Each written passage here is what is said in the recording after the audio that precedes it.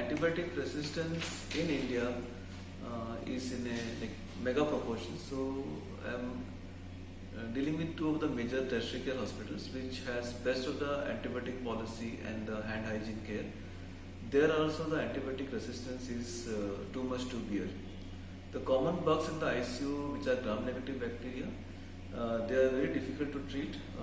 Once we have a antibiotic stewardship program in the hospital, then only the antibiotic resistance can be controlled. Ultimately, this antibiotic resistance, which is in a if we call it as local scale, if we don't control it, it is going to be pandemic like how this COVID has gone. Like the COVID doesn't have any antibiotic or antivirals, exactly same thing will happen with the MDR bugs internationally, sooner or later, if we don't take steps now. Thank you. Sir, what learning do we get from COVID-19 in terms of impact of AMR on people's lives? So, this COVID-19 has taught us a very valuable lesson.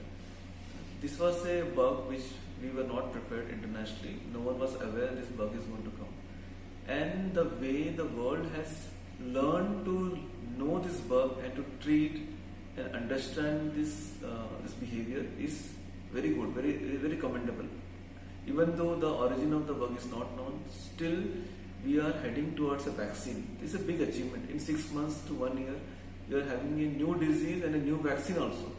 So the learning is that there is always a hope, and if we are united against any of the bugs as a unit, not as an individual, then only we can win this fight. That is the biggest learning from this COVID. We have to take a positive learning. There are a lot of negatives, but this is the best positive learning from this disease.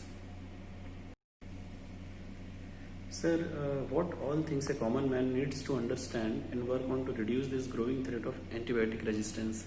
Yes, so as a tertiary caretaker or tertiary care provider, I am seeing the patients who come to me from the society, visiting a GP, self-medicating from a pharmacy, and then coming to the hospital where he has already received 2 or 3 antibiotics before landing up at my doorsteps. So I just want to request every person who is listening to this that please don't take antibiotics at your own will. India is the only country in the world where you can get over-the-counter antibiotics. Even azithromycin or for the matter amoxiclav is not available over-the-counter across the world. Or even in the country like Bangladesh, they have a strict antibiotic policy. So the pharmacists will not do it, they want to sell the product. But as a common man, you should not go and pop in a pill of an antibiotic pill without any doctor's consent. And for the same for the doctors also, we should not give an antibiotic without knowing the disease and without knowing what we are treating. Even waiting and doing some extra investigation is okay. Give symptomatic cure, give paracetamol, give antihistamines for the cold and cough, give some cough suppressant, but don't prescribe antibiotics for a viral infection. That is going to create a huge antibiotic resistance. Thank you so much, sir. Thank you so much for your guidance, sir. And definitely this is going to help to reduce the antibiotic resistance at least to some extent, sir. Thank you so much, sir. Thank you. Thanks, sir. Issued in public interest by Plea Charitable Trust, an initiative of Venus Remedies Limited.